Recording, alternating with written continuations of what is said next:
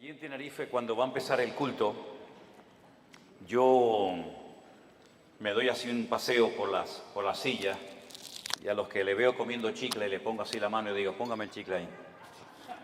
Ay, pastor, no digo, póngame el chicle, yo no soy escrupuloso, a mí no me da asco nada en esta vida, póngalo ahí. Y entonces me llevo 7, 8 chicles y después le digo, yo los voy a dejar aquí, después si quieren se los entrego. Dice, no, le da asco, le da más asco a ellos que a mí. Si yo le contara lo que yo he comido, yo creo que alguna cabra vomitaría. Un día fuimos a un restaurante, creo que era nuestro aniversario. No teníamos nada, pero llega Elena toda contenta y me dice, me he encontrado en el suelo un billete de 20 euros. Y le digo, mira, sí te invito esta noche al aniversario. Y fuimos y mientras estaba comiendo, encontré 2 cucarachas en el plato. Qué asco, ¿no? 2 cucarachas. Y entonces llamo ¿cómo llaman aquí? El camarero, el mozo, el mesero. Digo, venga un momentito, hágame el favor. Digo, mire, ¿esto qué es? Y el muchacho agarra el tenedor y me dice, ¿esto? 2 cucarachas. Digo, ya sé, mijo, ya sé que son 2 cucarachas, pero ¿qué cosa? Dice, es que tenemos últimamente la cocina muy sucia, me dice.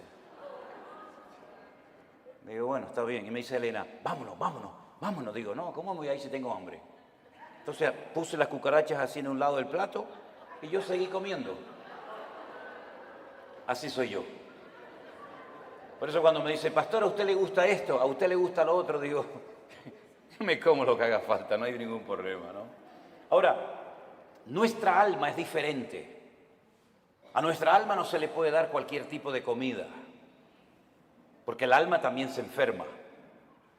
Y a veces hay gente en la iglesia que no levantan cabeza, ¿me explico? Gente que siempre están decaídos, están tristes, oras por ellos, escuchan los mensajes, pero que no terminan como de arrancar, yo digo, ¿no? Y es que a veces no se dan cuenta ni ellos que tienen el alma enferma. Y a veces dice, ¿por qué me viene a mí de repente esa tristeza cuando yo estaba bien la semana pasada? ¿O por qué me pasa a mí esta cosa o aquella otra? Y es que uno tiene que ir al manual, a la escritura, y pedirle al Señor olfato y discernimiento espiritual. Y el Señor te va a mostrar probablemente qué es lo que está pasando en tu vida, que a lo mejor llevas años con esa enfermedad espiritual, esa enfermedad del alma, y tú ni siquiera te has dado cuenta. ¿Saben que un día el Señor Jesucristo entró a predicar a una sinagoga? Las sinagogas no son como tenemos el culto nosotros, donde están todos juntos, ¿no? Las mujeres, los hombres, los niños, las niñas. No, las sinagogas nunca han sido así, ni en el pasado ni ahora. Las sinagogas son para la reunión principal para los hombres, solamente los varones. Y los niños que han hecho bar mitzvah, que han hecho una ceremonia que pasan de niño a hombre a partir de los 12 años y están con sus papás. Y las mamás y las niñas, ¿dónde están? Aparte, o en el balcón arriba, detrás de una pared, detrás de unas cortinas. Hoy en el culto lo pueden ver, pero no pueden estar juntos, hombres y mujeres. Aunque fueran marido y mujer, no pueden estar juntos. Ellas pueden ver al que predica, ellas pueden ver hacia afuera, pero los que están hacia afuera no las pueden ver a ellas, porque están como detrás de unas cortinas, ¿verdad? Detrás de unas celosías y no las pueden ver. Pero dice la Biblia que un día el Señor Jesucristo llegó a una sinagoga y dice que en medio del mensaje se para, lo interrumpe porque dice que vio a una mujer encorvada desde hacía 18 años. Repito, de adentro hacia afuera se podía ver, pero del púlpito, de la plataforma, allá nadie podía ver a las mujeres. Pero ella vio, porque lo que el hombre no ve, Dios lo sabe y lo conoce perfectamente. Y da igual dónde te escondas, da igual dónde vivas, da igual dónde estés, el Señor sabe dónde estás y cómo estás. Hizo algo que rompió todas las estructuras religiosas de cualquier sinagoga del mundo. Le dice a la mujer, ven. y la pone delante de todos los hombres. Y seguramente habrán dicho, ¿qué está haciendo este hombre? Esto es un pecado, esto es una falta de respeto, esto es una falta de reverencia. ¿Qué está haciendo este hombre? Poner en medio de nosotros a una mujer. Y dice la Biblia que esta mujer no se podía enderezar. Estaba totalmente curvada su columna vertebral. Y dice que llevaba en esa condición lamentable 18 años de su vida. No se perdió un culto, no se perdió una reunión en 18 años, pero siempre estaba igual o peor. Y esa historia solamente está en el Evangelio de Lucas. Marcos no habló de ella, ni Mateo, ni Juan, pero Lucas sí. Y Lucas dice la Biblia que era médico. Y Lucas la observó, a Lucas le contaron los síntomas que tenía y él llegó a la conclusión de que de ninguna manera esta mujer nunca se iba a enderezar. Ahora, el problema aparentemente era un problema físico, pero sin embargo la Escritura dice que tenía espíritu de enfermedad y por eso no se podía enderezar. Fíjese la preposición, las preposiciones son muy importantes, hermano, muy importantes. Como cuando el Señor le dijo a Moisés, desde hasta será tu territorio, pero no te salgas de ahí porque no te voy a dar nada, pero desde aquí hasta allí todo será tuyo. Las preposiciones en la Biblia son tremendamente importantes. Y por eso dice la Biblia que de ninguna manera se podía enderezar, porque era una persona que estaba que tenía espíritu de, no dice un espíritu, sino espíritu de. ¿Y cuál es la diferencia entre tener un espíritu o tener espíritu de enfermedad? Bueno, tener un espíritu significa tener un demonio, ¿sí o no? Tener un espíritu significa tener una presencia demoníaca en tu cuerpo, y entonces cuando una persona tiene eso, las evidencias son muy distintas, amigo. No es lo mismo tratar con un esquizofrénico, no es lo mismo tratar con una persona, digamos, poseída, que con una persona, por ejemplo, que le dan ataques epilépticos, aunque a veces a endemoniados le pasan esas cosas, pero la sintomatología, la patología de la persona es completamente diferente. Y es una lástima cuando a un endemoniado se lo trata como a un loco, o a un loco se lo trata como un endemoniado, que es muchas veces lo que pasa en las congregaciones. No, él está endemoniado. No está endemoniado. Tiene un problema psicológico, problema mental. Por eso hay que orar mucho y pedir sabiduría y discernimiento al Señor para saber ayudar a cada persona según su verdadera necesidad y no lo que a mí me parece que tiene. Porque le puede hacer muchísimo daño a una persona, ¿verdad? Ella tenía espíritu de enfermedad, una tendencia a la enfermedad, una tendencia a ese tipo de problemas que se manifestaban evidentemente de una forma física. Es como personas que tienen tendencia al desánimo, tendencia a la depresión, una tendencia, ¿verdad?, a la crítica, una tendencia al desánimo. Cada uno de nosotros tenemos áreas de debilidad dentro de nosotros, ¿sí o no? Claro que sí, unos más y unos menos, unos más evidentes que otras, pero todos tenemos tendencia, ¿verdad? Hay gente que tiene tendencia a hablar más de la cuenta, ¿sí o no? Bueno, aquí no en Guatemala porque ustedes están en un nivel espiritual diferente al nuestro, ¿no? Pero hay gente que tiene una tendencia a... Me dijo una hermana, dice, hermano, ¿usted cree que yo tengo don de lenguas? Y la miré así de arriba abajo y le digo, no sé si lo suyo es don de lengua, pero tiene una lengua que parece un don, hermana. ¿Sabe? Así que esta mujer tenía espíritu de enfermedad. Jesús, cuando oró por ella, no se manifestó como el endemoniado gadareno, revolcándose, pateando, con espumarajos, con actos de violencia, sino que ella no se movió, no le pasó nada, no hizo nada dramático, no hizo un show, no hizo un espectáculo, sino que el Señor dice que puso las manos sobre ella, cosa que nunca hizo con ningún endemoniado, y le dijo, mujer, eres libre de tu enfermedad. Y entonces dice que ella inmediatamente se endereza. Y claro, el principal de la sinagoga, ante semejante milagro, tenía que haber dicho, gloria a Dios, qué bendición que a esta hermana, que la hemos tenido 18 años en la congregación, por fin puede enderezar su vida y hacer una vida normal. ¿No hubiera sido lo más lógico esa reacción? Pues no fue esa la reacción. No le gustó nada, no le gustó nada lo que estaba sucediendo allí. Y entonces se levanta y dice, 6 días hay en que se debe trabajar. En estos vengan, pero no en día de reposo.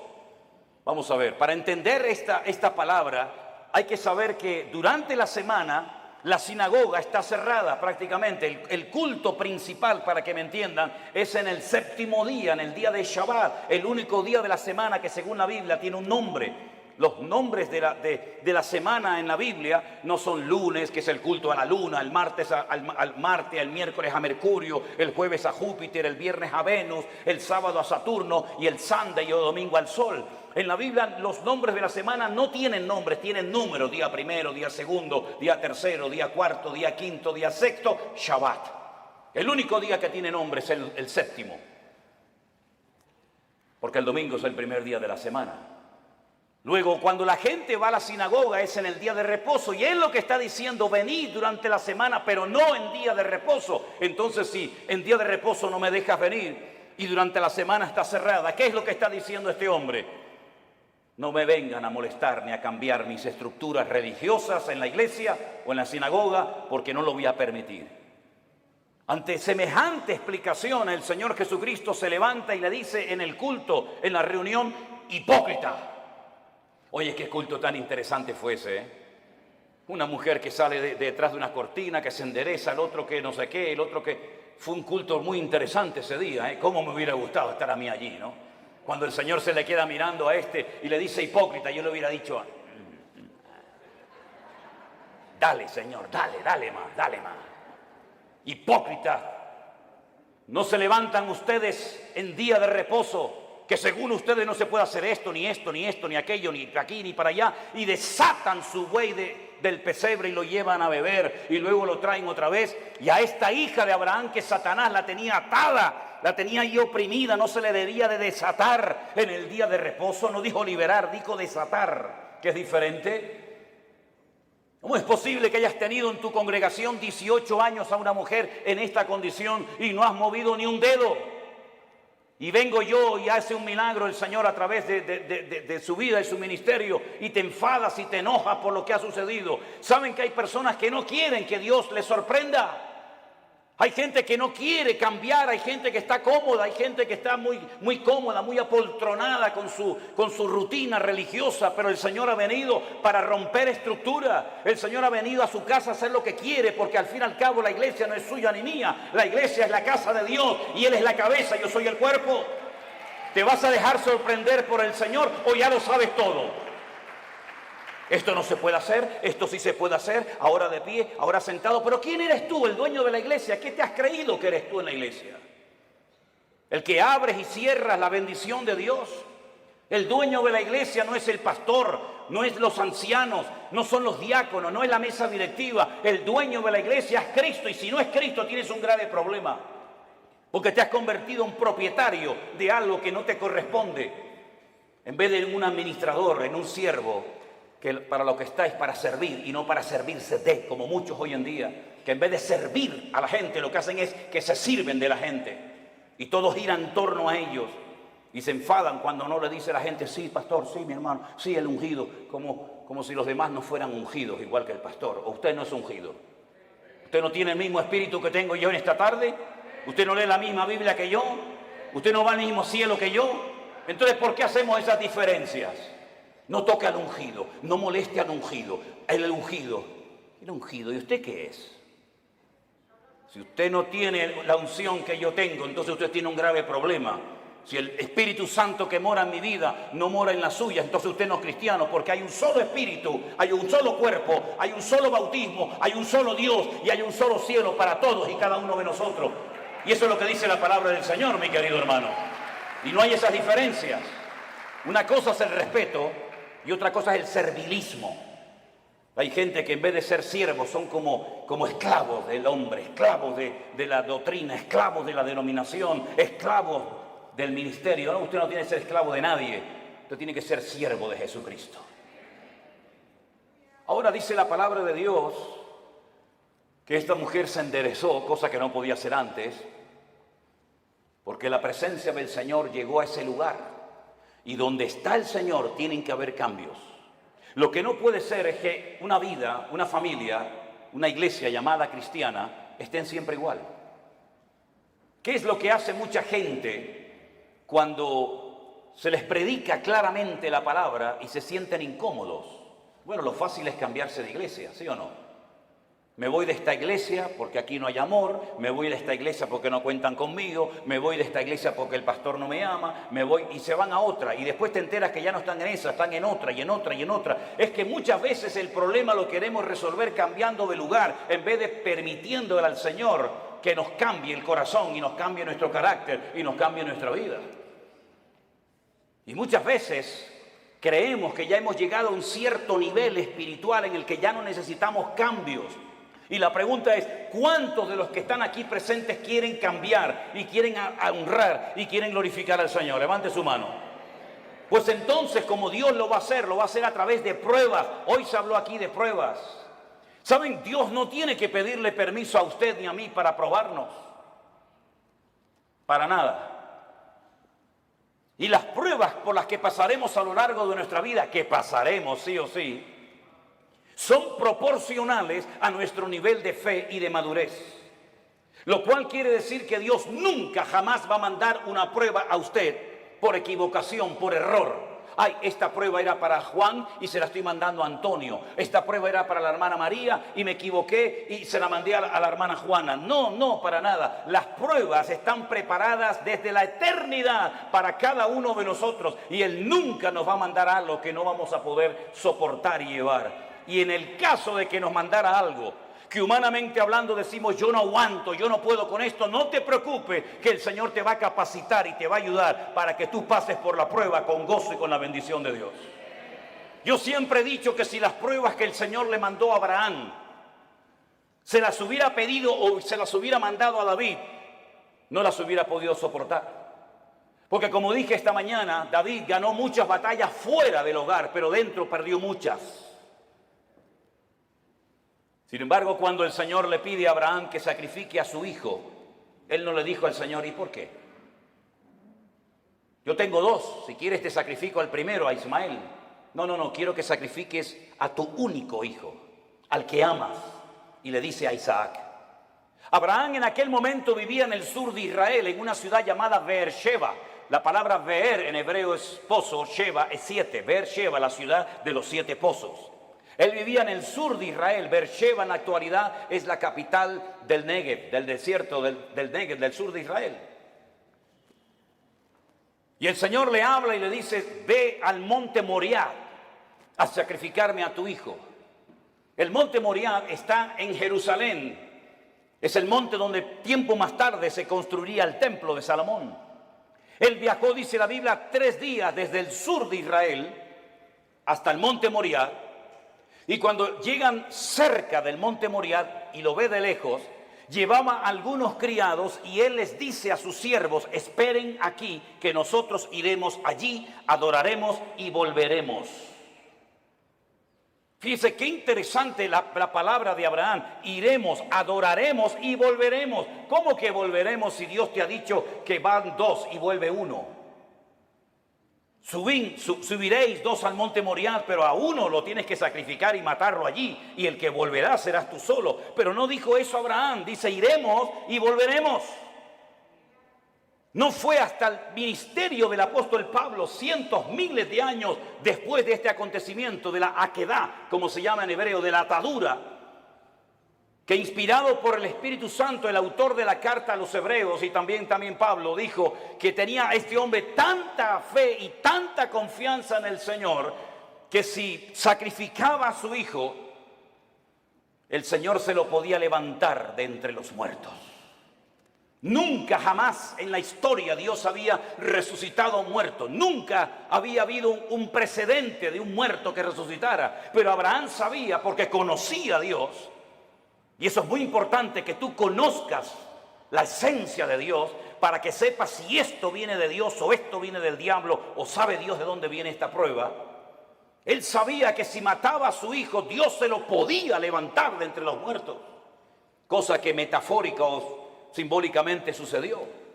Ahora, muchos se han imaginado toda la vida que Isaac era como un niñito pequeño, que si no quiere ir lo empujo y lo llevo a la fuerza. No, no se equivoque, no es así. Yo he visto en algunas iglesias y he visto en las escuelas dominicales que presentan a un niño de 7, 8, 9, 10 años, que el papá lo sube encima de un altar, lo amarra, saca el cuchillo y lo va a matar. Es que no es así lo que cuenta la Biblia. Si usted saca cuentas, y podríamos ir por los textos para demostrarle lo que le digo, Isaac tenía en ese momento 40 años. 40 años tenía el hijo de Abraham. Y por eso dice que iban ambos juntos, porque Isaac no era tonto. Isaac sabía perfectamente que un sacrificio necesita de una víctima, de un animal, cordero, cabra, oveja, buey o lo que sea. Y por eso él le dice al padre: Padre, veo que llevas el fuego, porque no era la primera vez que subía a un monte a sacrificar algo, a hacer un holocausto. Veo que llevas la leña, veo que llevas todo, pero falta lo principal, falta la víctima, falta el animal. Y el padre le dice: el Señor proveerá, hijo. El Señor proveerá. ¿Tú sabes que el Señor proveerá lo que necesitas? ¿Lo sabes? Abraham sabía que Dios iba a proveer lo que fuera, pero lo iba a proveer. Los dos caminaron lentamente hacia el monte Moriah. Isaac se somete a la voluntad del Padre, porque entiende que la víctima en ese caso, en ese día, va a ser él. Se deja amarrar, se pone encima del holocausto, porque la palabra que aparece en el texto original en hebreo no es que lo matara, sino que lo matara y lo quemara. Lo matara y lo quemara. Imagínate la prueba tremenda. E Isaac se somete y está dispuesto a ser una víctima inocente, porque el Dios de su padre le ha dicho que así se tienen que hacer las cosas. Ahora, Abraham venía de una tierra donde sacrificar a hijos, sacrificar a niños, sacrificar a vírgenes, sacrificar a personas era lo más normal del mundo. Pero él sabía que el Dios de su padre no era un Dios que pedía víctimas inocentes de seres humanos. Pero aunque no entendía nada, se sujeta al plan y a la voluntad de Dios. Hermanos, nosotros no hemos sido llamados para entender todo lo que Dios nos va a pedir y todo lo que Dios va a hacer en nuestra vida. Gracias a Dios no tenemos esa obligación de entender las cosas, pero sí tenemos la obligación y el deber de obedecer a Dios, aunque no entienda la voluntad y la voz de Dios para mi vida. Isaac no dijo: ¿y por qué yo? ¿Y por qué no Ismael? ¿Y por qué esto? ¿Y por qué aquello? Sino se sujetó. Silencio absoluto. ¿Oyen ustedes a Isaac hablando con su padre? ¿Oyen ustedes a Isaac quejándose contra Dios? En absoluto. Porque Isaac en ese momento, aunque él no era consciente, es un tipo de Cristo, sometiéndose a la voluntad del Padre eterno, entregando su vida por todos y cada uno de nosotros. Y en el momento en el que Abraham va a sacrificar a su hijo, dice que se oyó una voz del cielo diciendo: alto, Abraham, no lo hagas. La prueba no se produjo porque Dios quería comprobar la obediencia de Abraham. Es que Dios no te prueba a ti, mi hermano, ni a ti, mi hermana, para saber cómo vas a reaccionar. Es que Dios no necesita probarte para saber cómo eres. Es que Dios no necesita pasarte por una prueba económica, física, espiritual o de la índole que sea para comprobar si eres obediente o eres un rebelde, si eres una persona espiritual o eres un cabezón. Dios no necesita probarte para sacar conclusiones. Ya Dios te conoce desde el vientre de tu madre.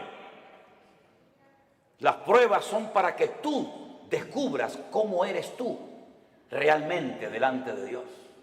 Es un test, es un examen, es una prueba que Dios te pasa a ti para que sepas si verdaderamente amas a Dios o no lo amas. Para que te des cuenta si eres tan obediente como dices o aparentas ser. Las pruebas no son para demostrarle a Dios nada, son para demostrarte a ti mismo el tipo de creyente que tú eres. No el que te gustaría ser, sino el que realmente eres en ese momento. Y en esa prueba sale tu verdadero yo. Sale lo mejor de ti o puede salir lo peor de ti. Es en la prueba donde se ve realmente si se puede contar contigo. Todo eres bla, bla, bla, bla, bla, planes, proyectos, ideas, pero a la hora de verdad no vales para nada. Es en la prueba donde se demuestra si tú verdaderamente tienes paciencia y tienes temor de Dios y respetas al Señor y estás dispuesto a sacrificarte. Las pruebas, repito, no son para demostrarle a Dios nada. Las pruebas son para que tú te des cuenta el tipo de madurez, tus debilidades, tus carencias o tus puntos fuertes. Y es interesante notar que no fue necesario que Abraham sacrificara a Isaac, porque quedó bien claro para todo el mundo allí presente y para las futuras generaciones que Abraham era un hombre que amaba a Dios. Fíjense qué interesante que Abraham nunca leyó la Biblia. Abraham nunca leyó los Proverbios. Abraham nunca supo nada del Apocalipsis. Abraham nunca tuvo un pastor. Abraham nunca habló en lenguas. Abraham nunca, jamás asistió a ninguna congregación. Pero entonces, ¿cómo tenía tanto conocimiento de Dios sin pastor, sin iglesia, sin escuela bíblica, sin iglesia virtual, sin nada? ¿Cómo llegó a conocer tanto ese hombre a Dios? Porque Abraham se terminó dando a conocer como el amigo de Dios. ¿Y por qué fue amigo de Dios? Porque Jesús tiempo más tarde dijo: ¿queréis ser mis amigos? Pues haced todo lo que yo os mando. Esos son los amigos verdaderos de Dios. Aquellos hombres y mujeres que, aunque no entienden lo que está pasando, ni cuánto va a durar la prueba, son capaces de someterse a la voluntad de Dios, sin entenderlo todo, pero que conocen a Dios por la comunión y por la relación que tienen con Él. ¿Cuántos dicen amén? Lo mismo le pasó a José. José nunca fue a ninguna iglesia. José nunca tuvo un pastor que le instruyera, que le ayudara, que le aconsejara. José nunca leyó la Biblia, pero cuando llegó el momento de la prueba más grande de su vida, él salió corriendo porque él dice: ¿cómo voy yo a pecar contra mi Dios haciendo semejante cosa? ¿Cómo él sabía si no estaban los 10 mandamientos escritos? No estaba ni una palabra, ni una coma, ni una tilde de la Biblia escrita. ¿Cómo él sabía que eso no le agradaba a su Dios? Porque el que conoce a Dios sabe lo que a Dios le agrada y lo que Dios abomina. ¿Por qué hay tanta gente en las iglesias hoy en día que están todo el santo día pidiendo confirmación? ¿Me puede el Señor confirmar si estoy llamado o no? ¿Me puede el Señor confirmar si tengo que ir allí o no? ¿Qué confirmación necesitas tú, mi hijo? Lea la Biblia, métase en la comunión con el Señor y no va a necesitar que nadie le ponga la mano encima para que le diga lo que usted tiene que hacer. Esa dependencia enfermiza de la oveja, del pastor, como si el pastor fuera su papá, como si el pastor le tiene que decir: vaya al baño ahora. No, ahora no vaya al baño, vaya para allá. No, eso no es así. Hay que ya crecer, hay que madurar, hay que aprender a ser autodidactas, porque llegará el momento que no existirá iglesia virtual, que no nos dejarán predicar en YouTube, que no nos dejarán predicar en Facebook. Llegará un momento que nos arrancarán las Biblias, llegará un momento que nos perseguirán, y en ese momento todo lo que han aprendido, si es que han aprendido algo, es lo que te va a mantener firme contra los ataques que vendrán en el futuro, mi querido hermano. No dependa de mí, por el amor de Dios, no dependa de la iglesia. Dependa del Dios Todopoderoso, aleluya.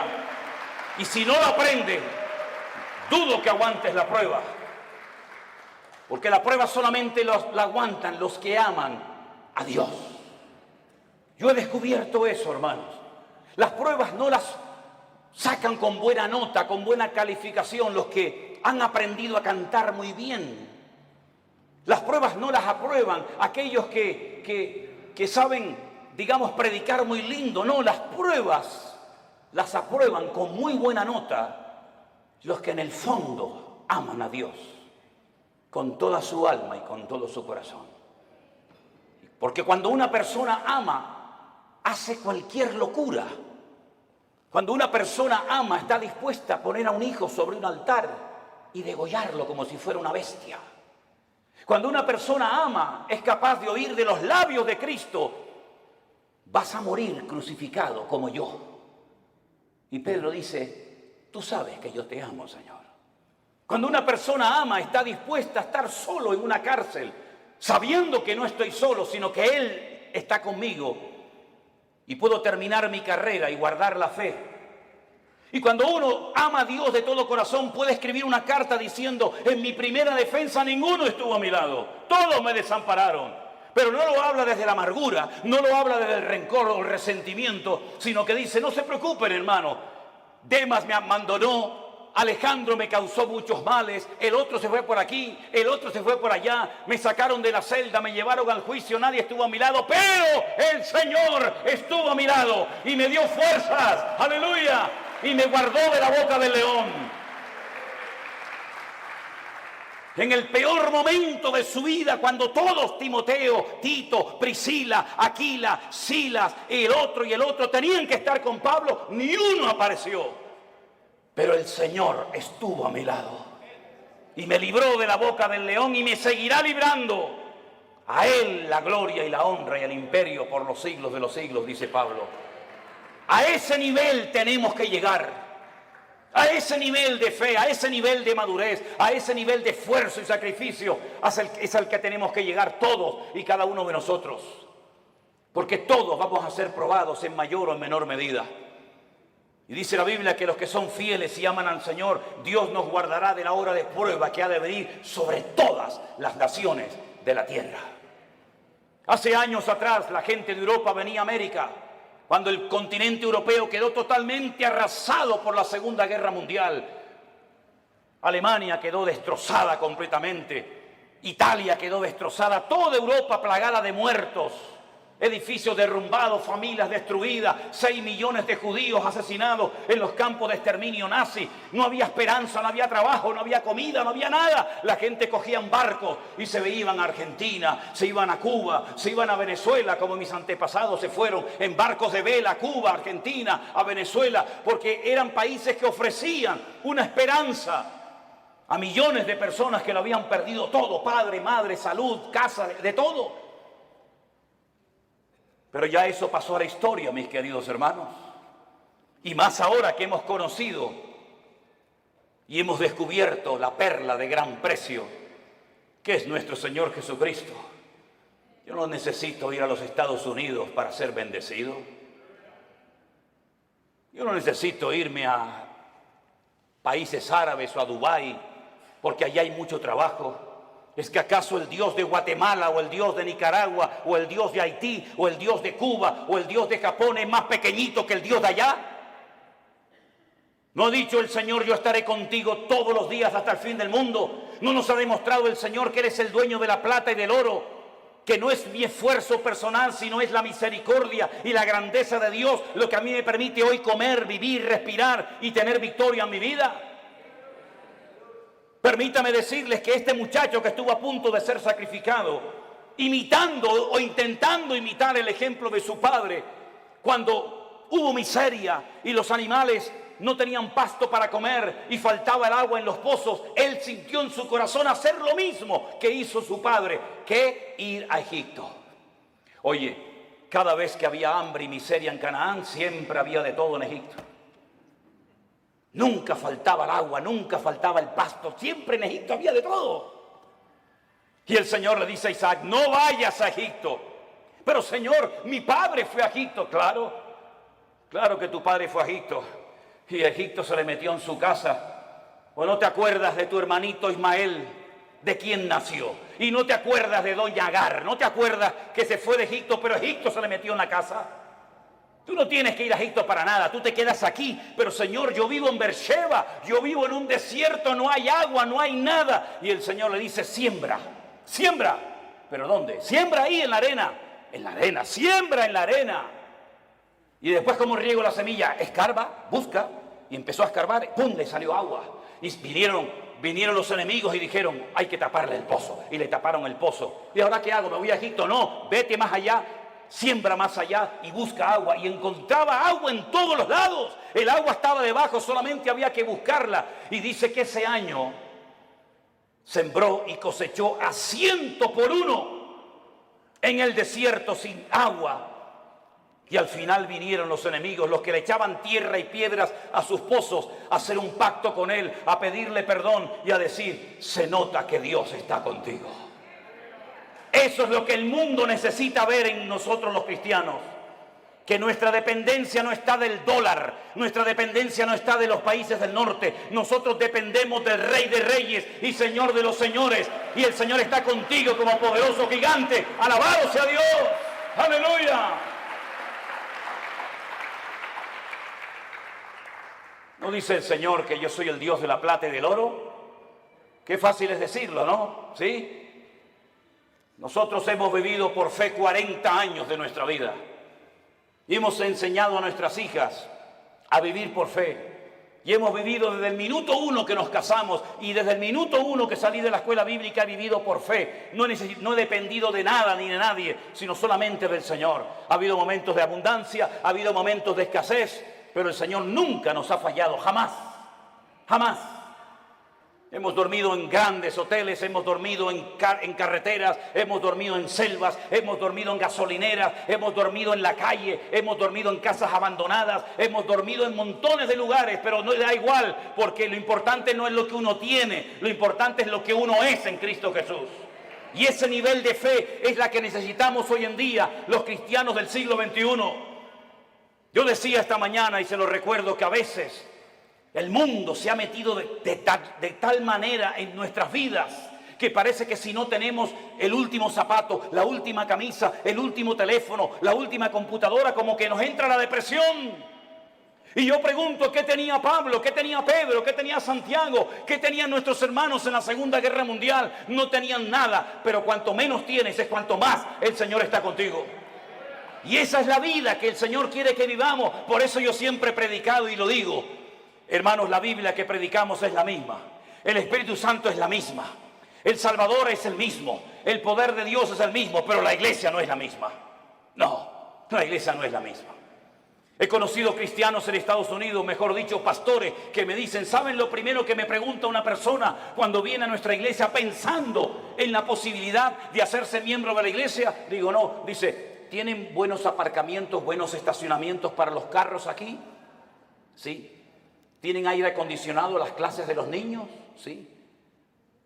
¿Las butacas de la iglesia son de madera o son así mulliditas? Y cuando pasan la lista y tienen todo lo que sus necesidades demandan, ¿se hacen o no miembros de esa iglesia?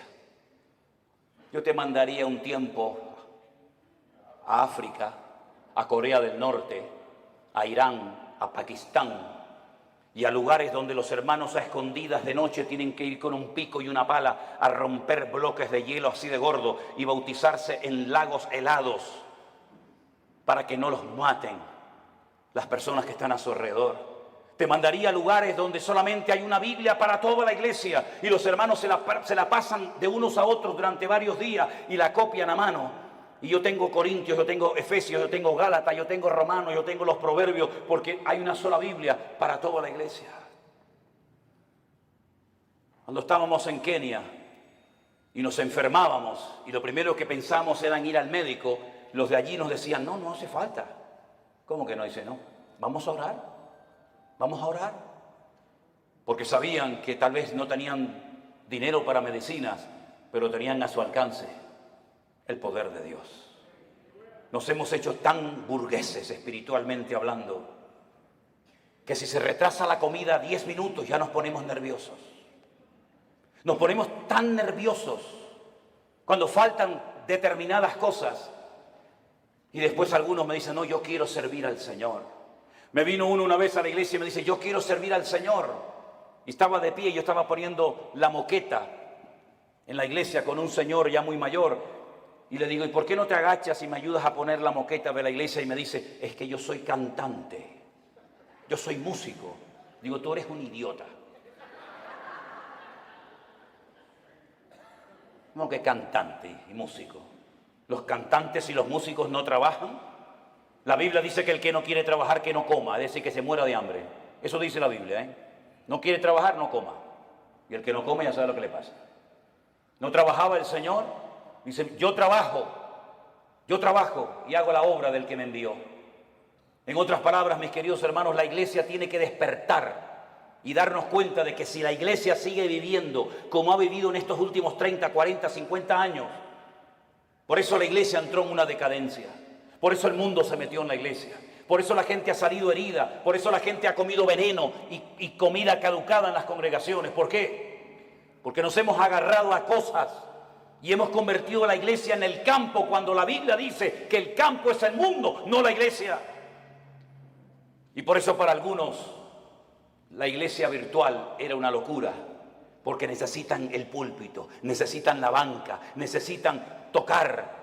Y el Señor nos ha enseñado que sin púlpito, sin banca, sin nada, el Señor ha alimentado y bendecido a su pueblo en todas las naciones de la tierra. Por eso yo les animo a todos y a cada uno de ustedes que no olviden todo lo que hemos aprendido desde marzo del 2020 hasta el día de hoy.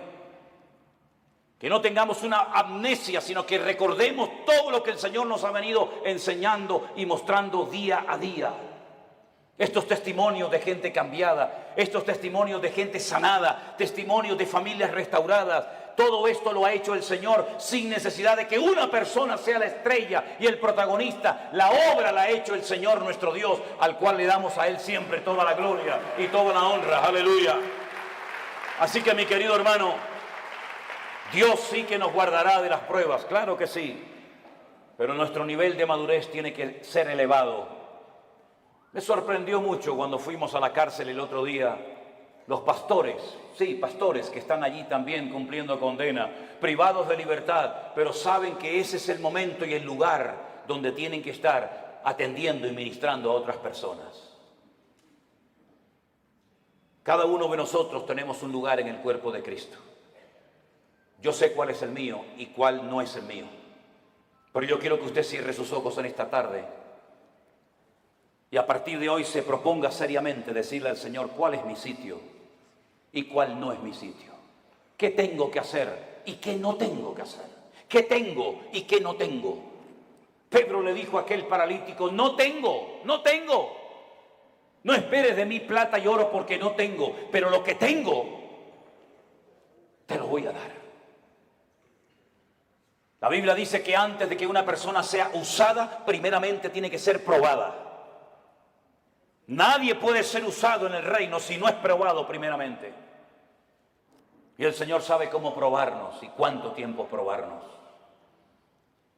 Dígale al Señor: enséñame a gozarme en las pruebas. Descubre mi corazón para que realmente me dé cuenta si verdaderamente yo te amo o no te amo tanto.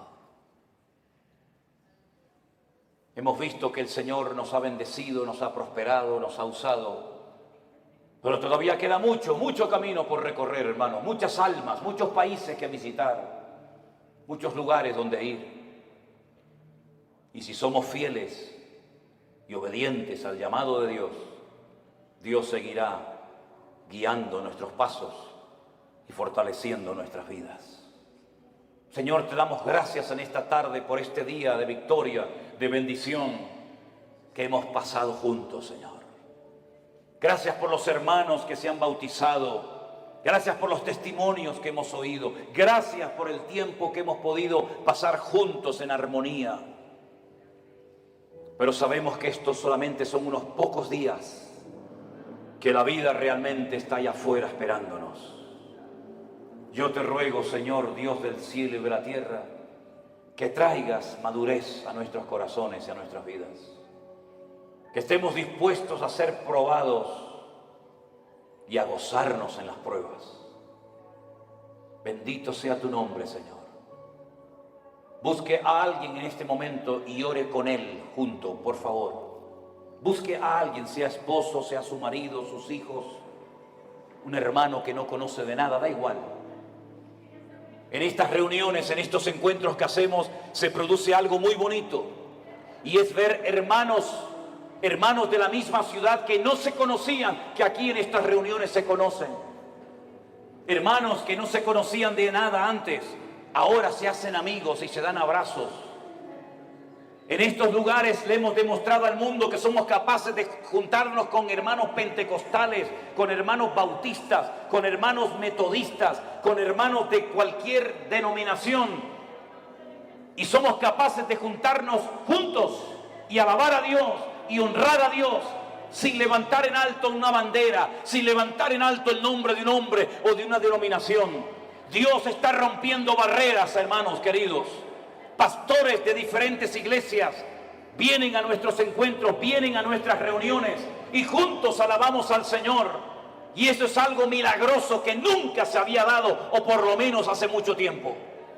Aquí nos juntamos hermanos de diferentes nacionalidades, ricos, pobres, blancos, negros, hermanos que tienen una tendencia denominacional, hermanos que tienen otra creencia denominacional, hermanos que levantan las manos, hermanos que no levantan las manos, hermanos que hablan en lenguas, hermanos que no hablan en lengua. Eso es lo de menos. Lo que nos une no es eso, lo que nos une es el amor de Dios. Y lo que queremos es impactar al mundo con el amor de Dios en nuestros corazones. Aleluya. Recibe la gloria, mi Dios. Y así orando los unos por los otros, te damos gracias por tu fidelidad. Gracias por tu palabra, Dios mío. Aleluya. Gracias, Señor, por el milagro de la iglesia. Gracias, Señor, por los hermanos que vienen haciendo grandes esfuerzos para venir a comer palabra viva. Que nunca se pierda este amor, esta unidad, esta armonía, sino que nos mantengamos unidos, y ahora más que nunca. Bendiga a su hermano, dígale: Señor, bendice esa casa, bendice esa familia, bendice a ese hombre, ese anciano. Llénalo de tu nube de gloria, Señor. Y dígale: hermano, me comprometo delante de mi Dios a dejar mis prejuicios a un lado. Me comprometo delante del Señor.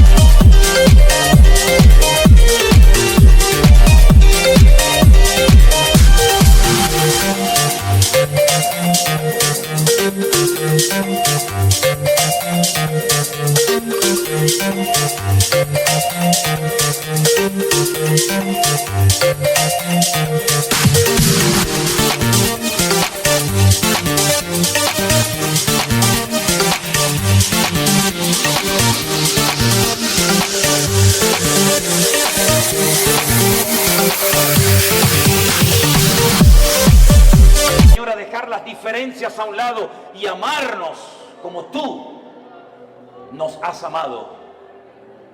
Padre Celestial, aleluya.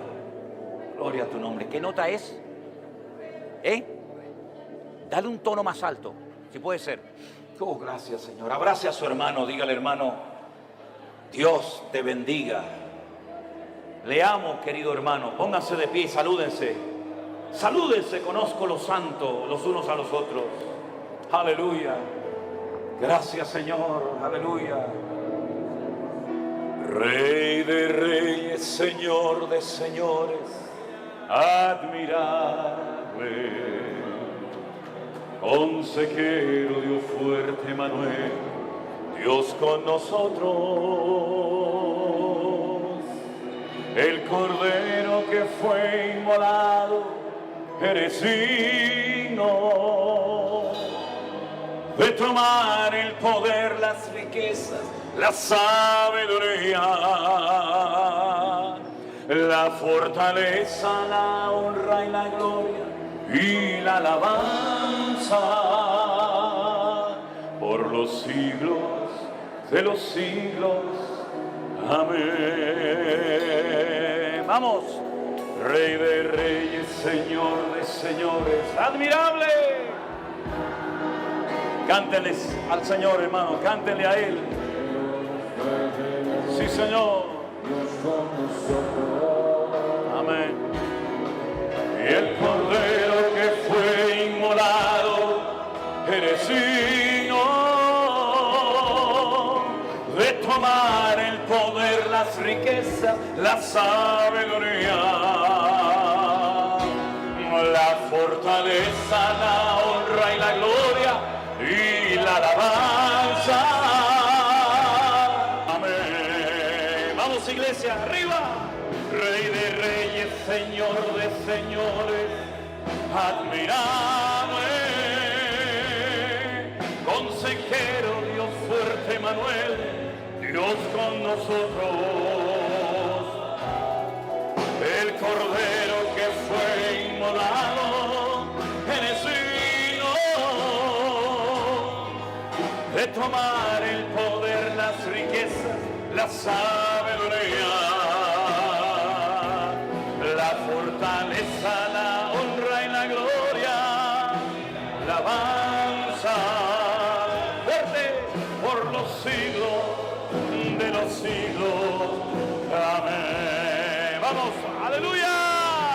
Rey de reyes, Señor de señores, admirable, consejero, Dios fuerte, Manuel, Dios con nosotros, el Cordero que fue inmolado, Él es digno de tomar el poder, las riquezas, la sabiduría, aleluya, la honra y la gloria por los siglos. Fuerte, vamos, muévete, mi Dios, aleluya, llena este lugar con tu gloria, Rey y el Señor del Señor. Muévete, Señor, en cada vida. Toca, Dios, en el nombre de Jesús. Dios fuerte, Manuel, Dios con nosotros, el Cordero que fue inmolado, eres digno de tomar el poder, las riquezas, la sabiduría, la fortaleza, la honra y la gloria. Amén. Por los siglos de los siglos. Amén. Por los siglos de los siglos. Amén. Por los siglos de los siglos. A ver ese aplauso fuerte. Amén. Aleluya. Gracias, Señor. Amén. Y amén. Aleluya.